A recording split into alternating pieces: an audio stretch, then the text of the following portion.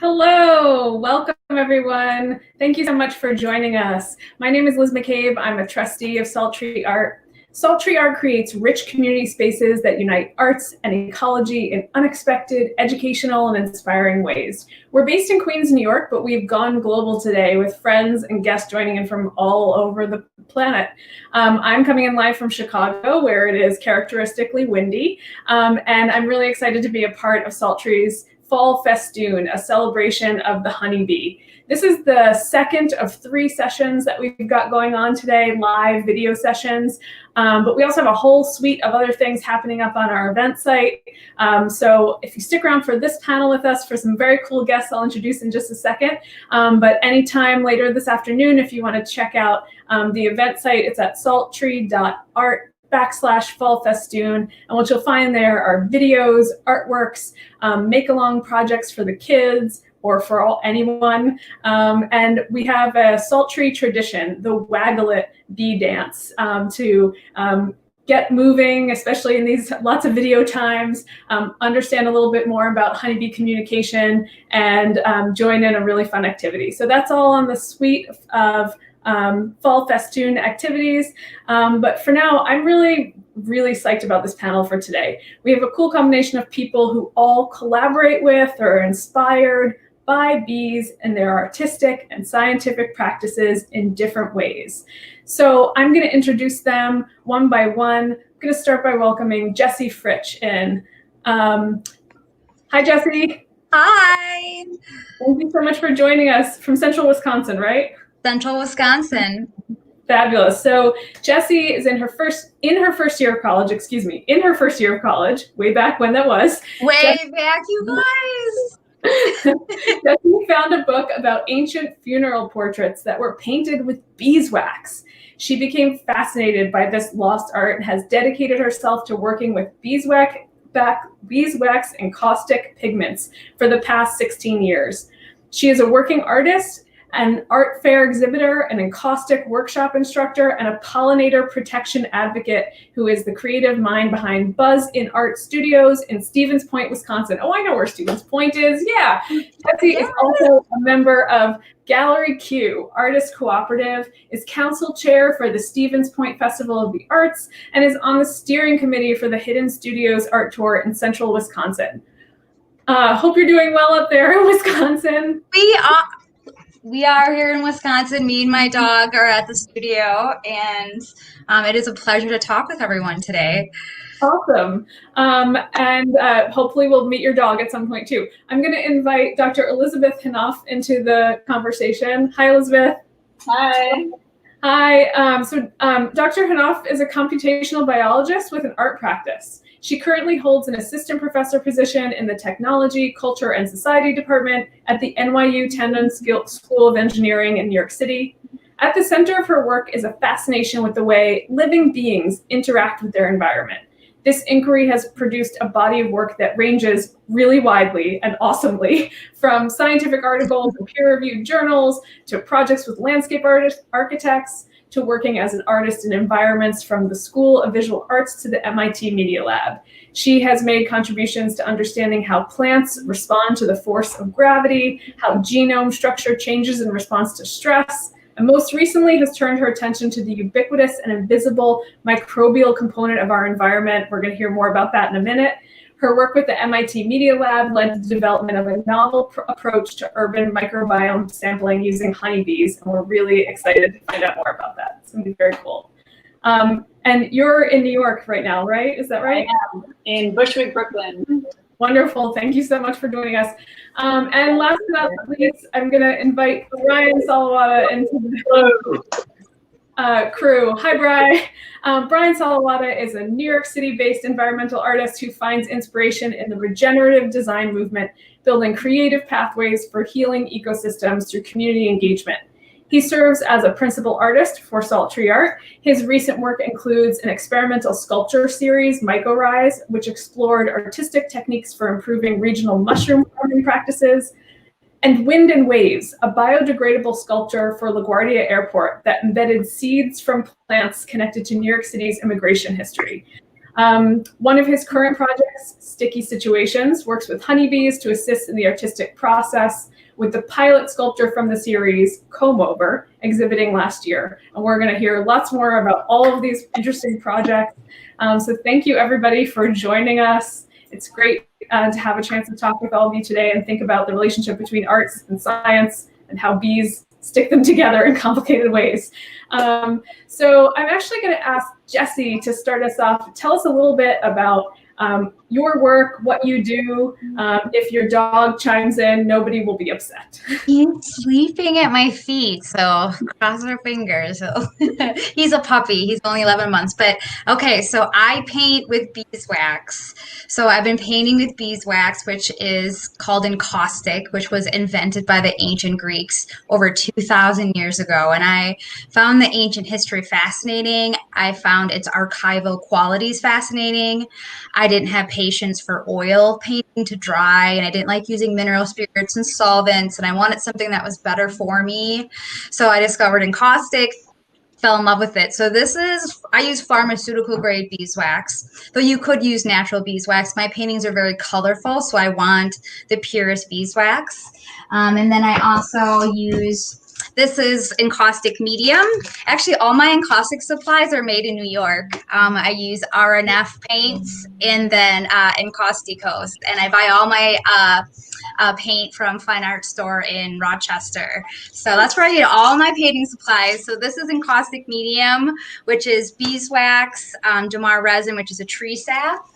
And then that paint is mixed with powdered pigments, the same pigments that would be in oils or watercolor. And so the paint, it never goes bad. The pigment is preserved. And then when I want to use it, you can kind of see right back here, I have a very fancy pancake griddle. And I heat the paint up to 180 degrees. You do need to be aware beeswax is toxic if you heat it over 250. It creates formaldehyde and another carcinogen. It will be black smoke. So this is a house fan that's venting out. And I'm monitoring the temperatures at all times. But it is very textual. It's very luminous. And I really fell in love with it, and I fell in love with the history of it and the fact that it was different.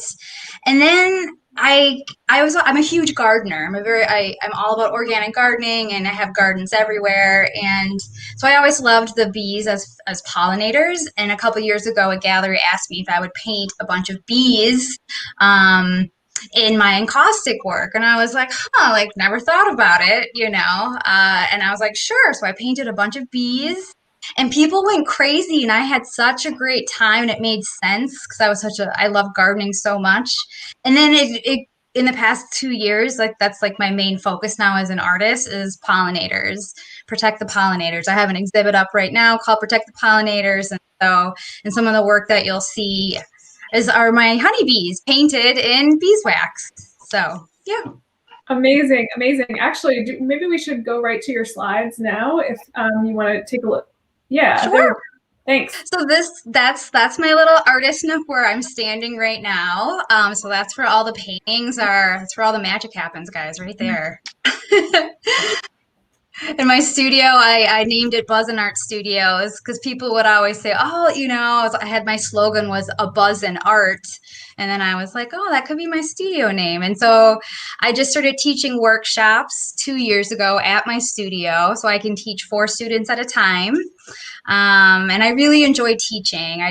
And that's my fun pancake griddle I mix so that's my palette. I mix all my colors on there and dilute my paints with more beeswax if I want more translucency in my work. And that's my studio right there. And my amazing father-in-law built me that custom workbench, and it has drawers and storage underneath it. And all my workshop stuff is in a drawer. So when I'm done with the workshop, I can just slide it away.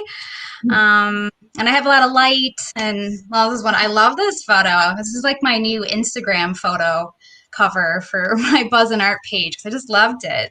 I have such good light in my studio, And that's the beeswax. So that's a combination of the pharmaceutical grade and then the encaustic medium that I melt down to kind of prime and prep all my encaustic paintings. I paint on wood. Beeswax needs something rigid and porous to adhere to. And so that's my priming. And there's some of my bees. I just started painting on those hexagon panels, though I was horrified when I was told by a beekeeper that it should actually be tilted, right? If I'm correct, I don't know a lot about bees, right? It needs to be like the points should be on the top. So, but you know, that's okay. We'll get there. But yeah, so that's the griddle, and there's my dog Tony. But on the other side of my art studio, it's my little art nook where I have some of my paintings, and I got a little couch and little office. So that's where all the business, the business. That's the art studio. I'm very blessed in Wisconsin to have my space compared to Brooklyn. So Awesome. Thank you so much. I have so many questions about the specifics of how you make things happen with these materials. But actually, I'm going to ask Elizabeth to tell us a little bit about your work, how you got into it, and then we can get into some discussion there. I want to invite folks, right as we're getting Elizabeth's slides ready, I just want to remind folks who are watching, if you're watching on Facebook or another site, if you see someplace where you can put in comments, please feel free to send us some questions or comments. If they're a little bit later in the program, we're going to be trying to have a bit of a conversation where we'll do our best to get to your questions too. So please feel free to ask folks anything about their work. All right, Elizabeth, I see your slides are ready to go whenever you are. Cool. Thanks, Liz, so much. And thank you to all the Sultry folks for having me. So yeah, my name is Elizabeth Hanoff. I'm a professor at the NYU Tandon School of Engineering. My background is in computer science and biology. So I got my PhD in computational biology, so specifically developing computational algorithms to analyze DNA sequences. And so I practice as a scientist in a biomedical research center for a while. And after a while, I started realizing that the scientific method is really useful for all sorts of things, but it also aims to remove the human from the practice of science. And there's all sorts of reasons why it's actually really important to consider the humans who are practicing science. And so kind of as like a parallel endeavor, I started developing an art practice to just kind of try to use like a different methodology to continue thinking about the things that I was thinking about in the lab. And so now I'm a professor in the design department. So I'm a biologist professor in the design department in engineering school. And so my projects are now kind of at the intersections of the field of art, design, biology, and engineering. And so in particular, I'm really interested in studying the interaction between organisms and their environment. And when we think about organisms, we also often think about things that we can see. So plants, animals, sometimes human beings make their way into our concept of the environment, sometimes not. But what we usually don't think about in the context of the environment is the invisible living component of the environment. So all of the microorganisms that inhabit the soils that we walk on, that live in symbiosis with plants, animals, even ourselves. And so I've become really interested in understanding kind of the interaction between human beings and the living component of the environment, which is the microbiome. And we're starting to understand that a lot of characteristics or phenotypes of macroscopic organisms like human beings are due to our interactions with microorganisms, which kind of begs a redefinition of the notion of individual. So you can hop to the next slide. So that kind of redefines the notion of the individual to encompass both the notion of host and symbiont into the notion of an individual. And so the term for that has been developed is holobiont. So that kind of redefines the notion of the individual. So at NYU, I founded the Laboratory for Living Interfaces. And so we're a group of folks who are interested in understanding the interaction of organisms in their environment through both scientific and design inquiries.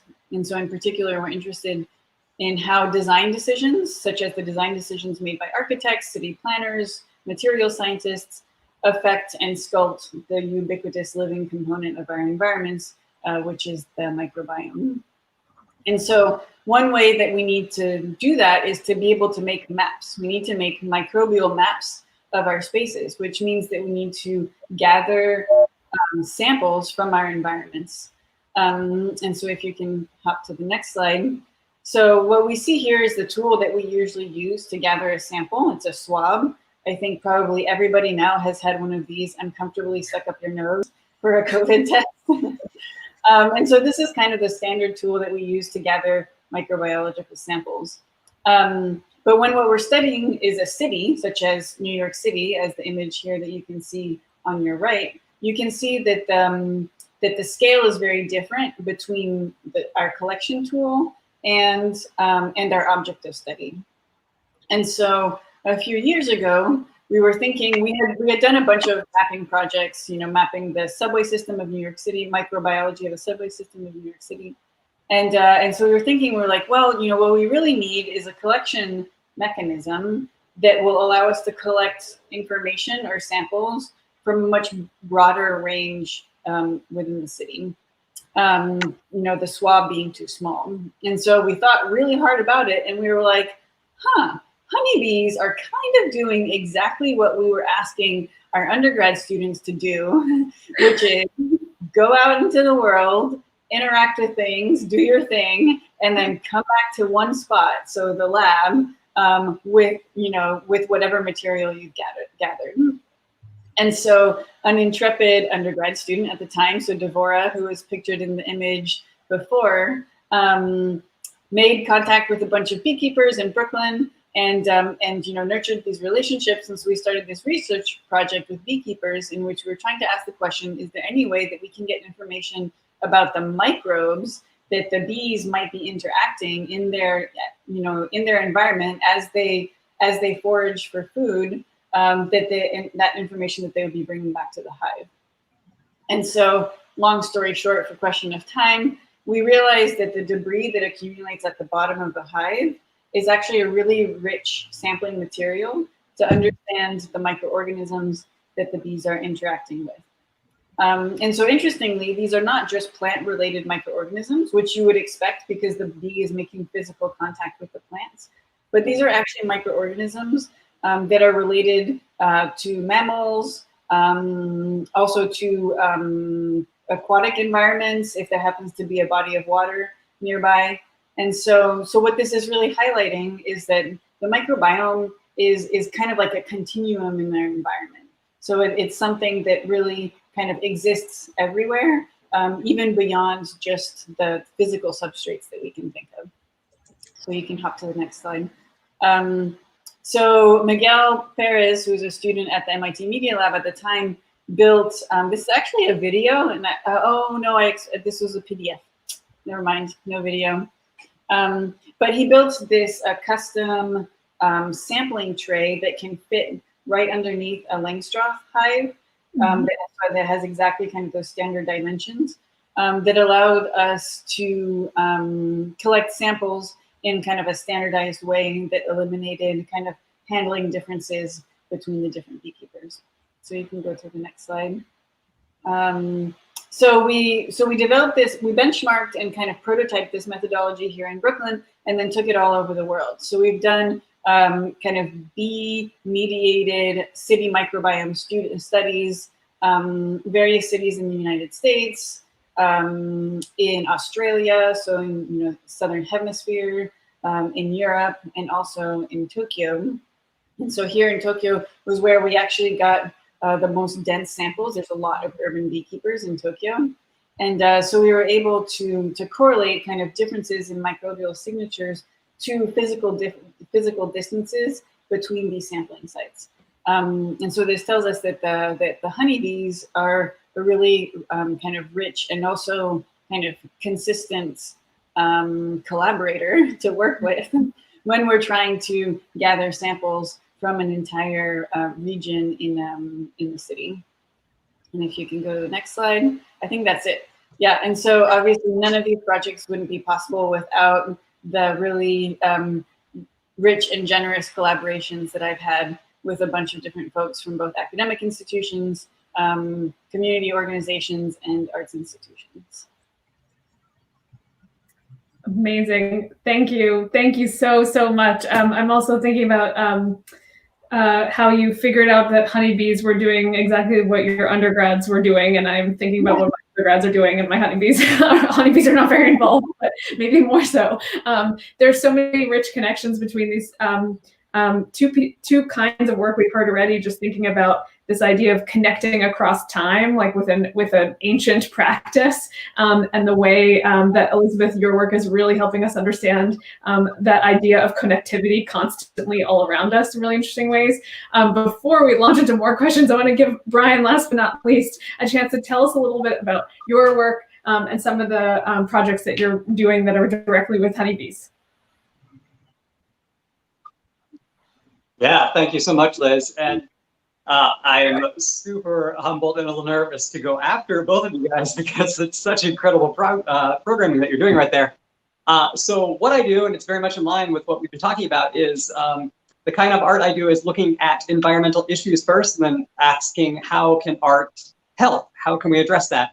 And often the problem is a solution in some ways, right? Like, we are part of nature. It's silly to say that we are not. And we can work with natural elements to create solutions to the problems that we've created. So working with natural organisms is kind of the centerfold for a lot of what I'm looking at.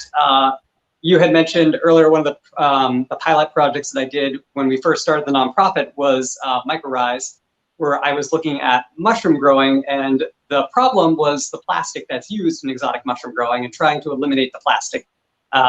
We found that we could replace it with paper mache, and that the mushrooms, in a very unscientific and sort of magical way, just kind of eat a lot of different things, and they would eat the paper mache just as well as they would colonize the wood.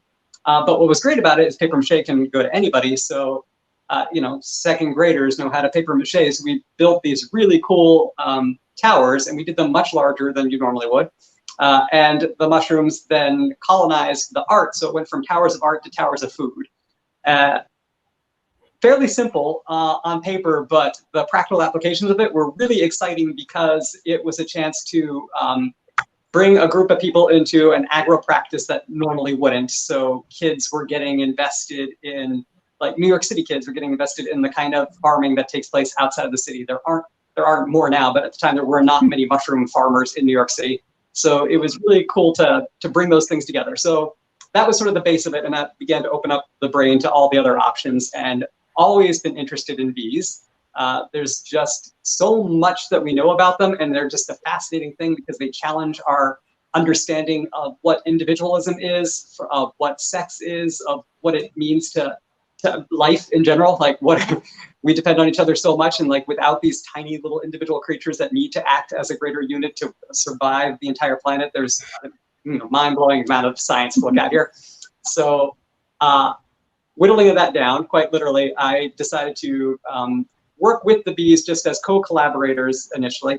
And maybe I'll pause right here because I actually have a very truncated video that explains the project. So if you want to throw that one up right there, I'll shut up and let my video voice do the talking.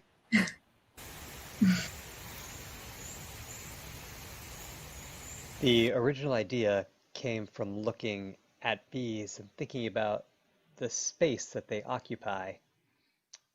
It's actually called bee space, it's a technical term, and they will only comb in spaces that are greater than 1/4 inch.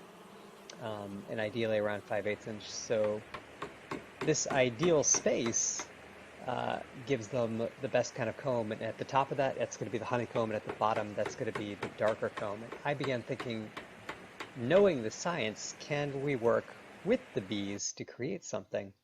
So I started carving this wooden face. The face was going to be about as big as one of the supers in the hive, and I wanted it to be a very pronounced face so that when they combed over it, we would actually still see facial distinctions there. So I covered the whole thing with honey and then we put it in the hive, or I suppose it's more accurate to say that we built the hive around the sculpture itself.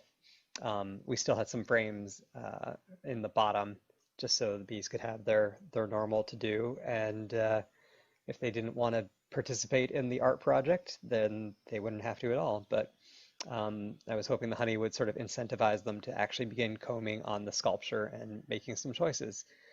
So then we closed it up and it was really a waiting game. And after a few months, you could see they actually had started on the sculpture already. And what threw me is that they had chosen a section, and that's a bit of an unfair word, but they began combing just on the face.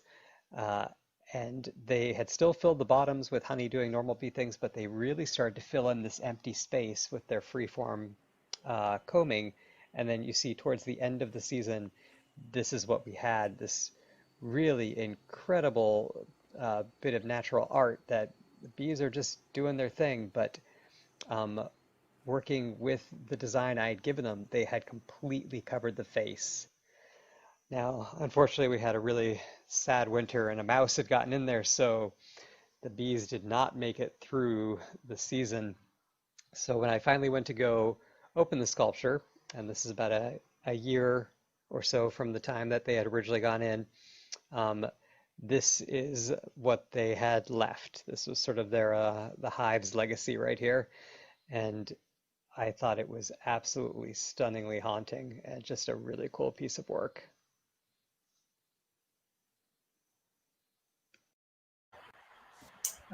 So that was the end result of that pilot project. Thanks. It was a really cool piece. It's still out there today because it's now about 2 years since that project was first excavated from the hive. It's neat to watch it age because honey doesn't go bad, but when water comes in contact with certain elements, that it's not just honey that's in the hive, there are different kinds of funguses and molds that get in there, and I don't hate it. So what I'm seeing is there's changes of color and shape. It made the gallery run for a little while, and the very first gallery was in, they were super excited to have it, so they put it right front in the big window, and it was a massive window, and it's wax, and nobody really thought to do the math of what that actually means in the summertime, so it came back a little worse for the wear. But one of the things I say about pretty much all the art I make is that it's temporal. It's not meant to last more than the experience of engaging with it. So it's all kind of part of the process. And yeah, there's a lot more I could say about it, but maybe I'll yield the floor. Thank you so much, Brian. So we have a few minutes left for questions, and I have 1,000 questions. I'm guessing you also have lots of questions for each other. But maybe how about just a question, and I'll invite each of you to take a stab at it, or I was going to try to make a bee joke, but that didn't work. And then if you have questions for each other or questions from the audience, something like that. So I guess my one question I have is I'm in academia, and people often talk about the arts and the sciences as very distinct in some way, or that's sort of how they tend to function. And yet all of you talked about projects that are really at the intersection. Like, intersection doesn't even feel like the right word, because to do your art practice, you are doing such technical work, to be thinking about bees and understanding certain concepts from the materials that you're working with. That's instilling your creativity in such interesting ways. So I guess I just wonder how, maybe especially in your bee-based projects, let's say, or materials, how you think about the relationship between art and science. So is anyone jumping to go first, or buzzing to go first, or whatever? Liz, you're doing great with the bee puns. I like them. Thanks. Yeah, I'll buzz in briefly. Because one of the things that salt tree art from that has been so dedicated to is making sure that interconnectivity, that overlapping, that unity, really I guess is a better word, of art and science is nurtured and protected and encouraged. I've seen as a bit of a separation of the two, and it's impossible to separate the two, at least in my mind, because creativity is creativity across the board. And I don't believe that there is any way to be progressively minded when it comes to any scientific practices unless you are willing to tap into that artistic side of it to allow yourself to actually be creative here. Yeah, thank you, Bri. Jessie or Elizabeth, if that question inspires anything for you.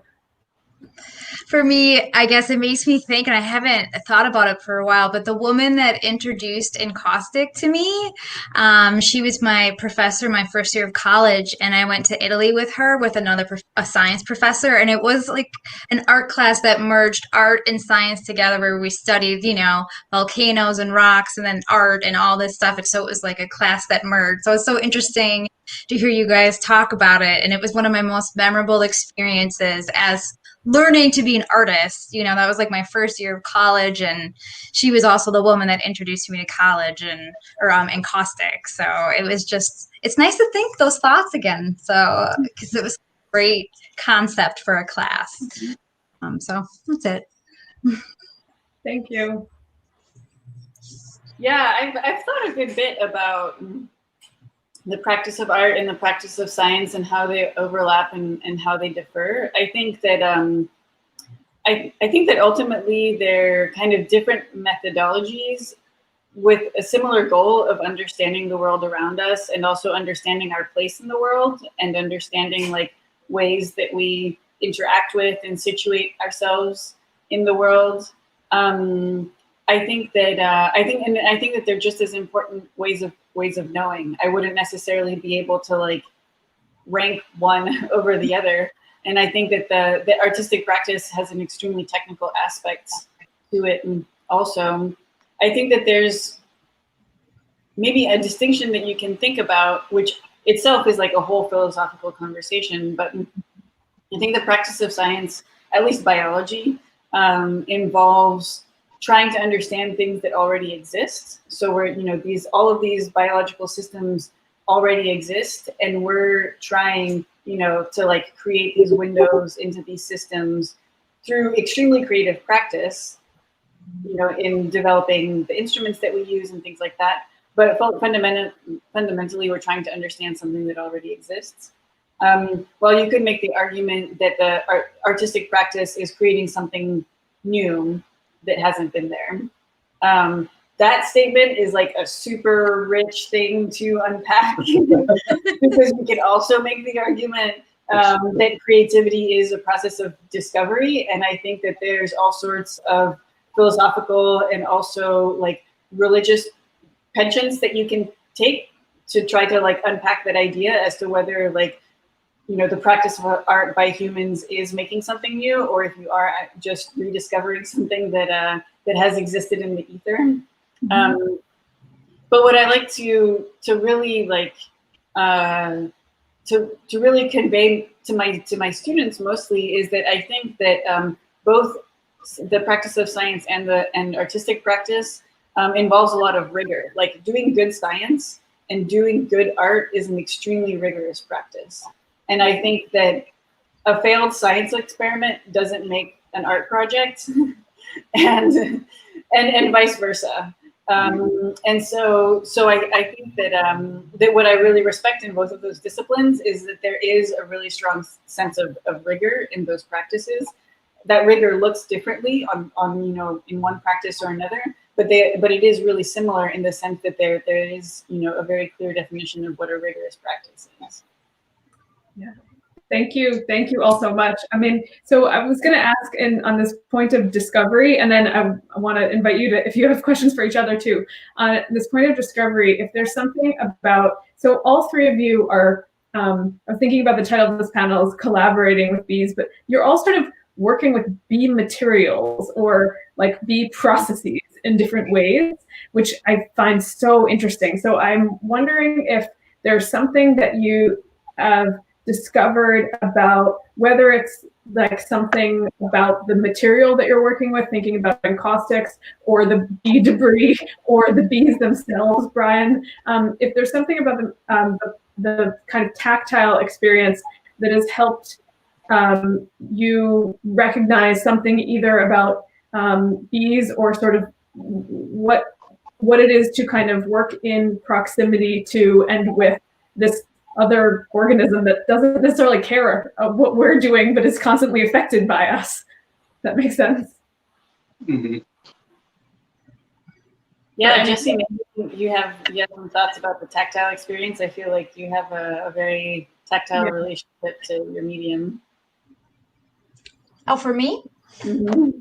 So yeah, so I knew exactly what I was gonna say when we were gonna talk about it, because it's like, so like these little granules of wax, like once I researched like all the work the bees have to do to create this, like, and how far they have to travel and how many flowers, and it's like really, it's fascinating. And there's beeswax used in so many of our products that people don't even like realize. And like, I don't ever waste any beeswax. I do a lot of scraping in my art, but I still like save all that and collect that because I know that these bees have worked so hard. So I have like this like such respect and honor for this material. So yeah, thanks bees. That's why I'm all about saving them, because I'm like, oh God, what if I didn't have this? What if we didn't have food? Oh my God, it'd be a really awful world. So yeah. Well, one of the things that I was thinking of actually, Elizabeth, when you were talking,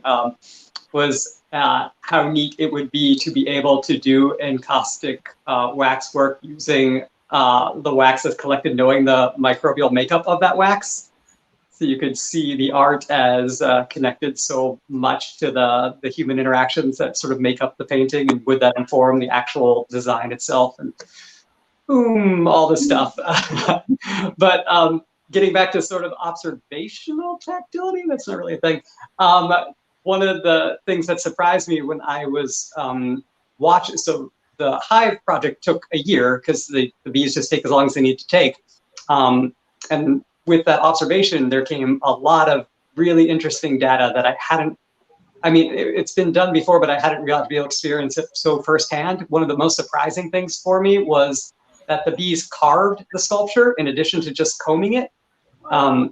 I did the bulk of the labor, but if you would sit there and watch the hive, which I absolutely did sometimes for hours, occasionally you would see them fly out with pieces of wood that they had taken off the actual sculpture. So I don't know that it's fair to say the word choice at all, but to me it felt very much like they were making aesthetic and tactile choices themselves. They were deciding what they wanted this thing to look like in their environment and carving it to be that. So yeah, there's some really cool observations to be had there.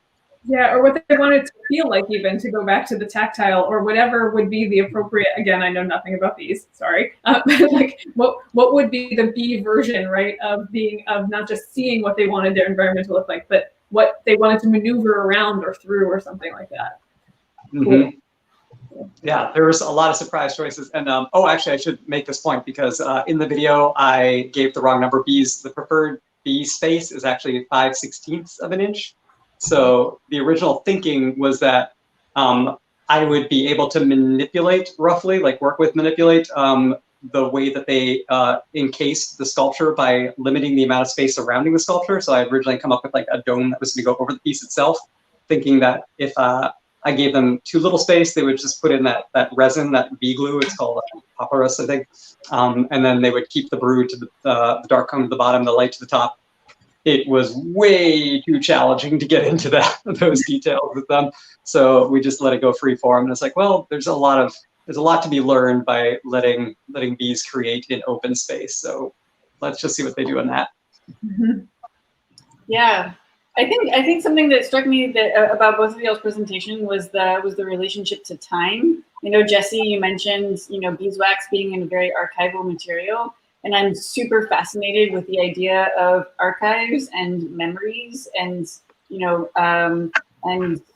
records from kind of multi-species or other than human perspectives. And so I think it's really fascinating that this material, which is, you know, like the result of a metabolism, like there are these organisms who are transforming some materials into others, that then becomes a material that is basically, you know, static can be for thousands of years, I imagine.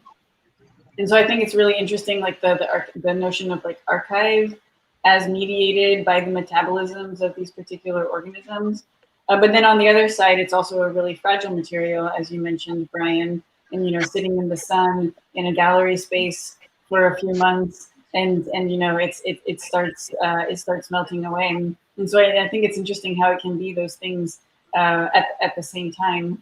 And one way that we've been thinking about the Bee Project also is as an archive. So this is kind of like a collection of archival material that they're collecting, and that are then we are collecting and extracting information from. But I think it's interesting to think about, you know, memories and records of spaces as seen from other than human perspectives. I also deeply love that description of the encaustics as archival material. Mm-hmm. So actually, I know we have to wrap up, but I'd just ask on the subject of memory, if there's one thing that you'd like our viewers and any of us to remember about bees going forward.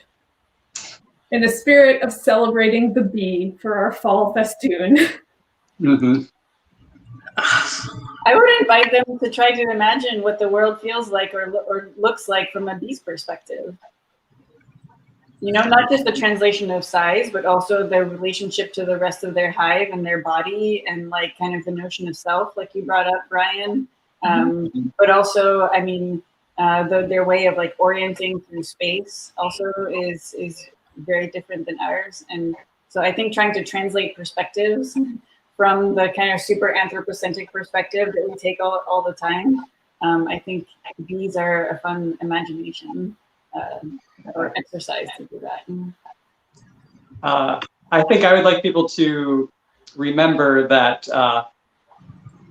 we absolutely need the bees, but they don't necessarily need us. And there's something really neat about that power dynamic, especially when you think about the size of comparison. Yeah, I guess for me, it's just in the times right now is how well they work together and how much we need the planet, just like how you're saying that power that they have, like how they don't need us, like we need them so desperately. It's scary a little bit. And that's just, I always say, be nice to people. So just be nice, guys. Just be nice to each other, like the bees. All work together. Speaking of working together, thank you so much for your time today. Jessie, Brian, and Elizabeth, this was awesome to be a part of.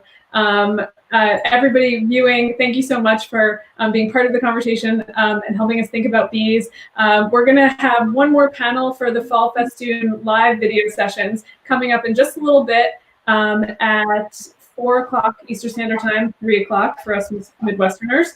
And you can find information about that and lots of other projects in the Fall Festoon event at salttree.art/Fall Festoon. You can also find lots of other information about Salt Tree there and about helping us get these kinds of programming out to communities. And you can also find links to all of our participants' pages and Instagram accounts and classes and all sorts of things and papers. So please take a look. And I'm excited to come back for the 4 o'clock panel that'll be on stingless bees and log hives, exploring unique honey cultivation practices, which sounds really amazing. So thank you all. Thank you to our sponsors, including the Queens Council for the Arts and New York City Department of Cultural Affairs. And have a good afternoon. Thanks, everybody. Thank you. Liz. Be nice. Be great. Bye now. Thank you. Buzz. I don't have anything yellow.